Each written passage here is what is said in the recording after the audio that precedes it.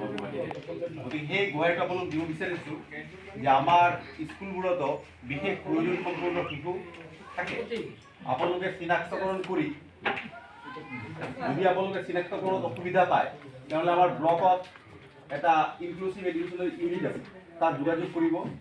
চিনাক্তকৰণ হ'লে যদি কাৰ্ড ওলাওঁতে সিহঁতৰ অসুবিধা হয়, আই কাৰ্ড হ'লেহে তেওঁলোকৰ সুবিধা পোৱাত বিশেষ সুবিধা হয়। তেনেহ'লে আই কাৰ্ডটোৰ ক্ষেত্ৰত আমি সহায় সহযোগিতা কৰিম আৰু তেওঁলোকক দৰকাৰ হ'লে আমি যিমান দূৰ পাৰোঁ, আমাৰ চৌধুৰী ছাৰ আছে, চৌবে ছাৰ আছে, তেওঁলোকেও হেল্প কৰিব, আমিও কৰিম, আপোনালোকে কৰিব। কাৰণ চাওক, আমাৰ যদি অকণ হেল্প হ'ল এই বাচ্চাবোৰে এটা বৃহৎ সকাহ পাব।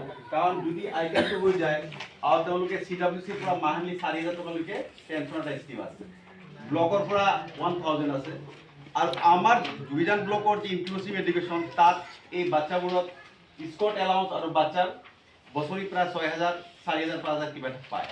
আৰু আমাৰ স্কুলবোৰতো এই বাচ্চাবোৰ আছে। গতিকে আপোনালোকে চিনাক্তকৰণত এই গুৱাহাটীটো বিশেষ সহায় কৰিব বুলি মই ভাবিছোঁ।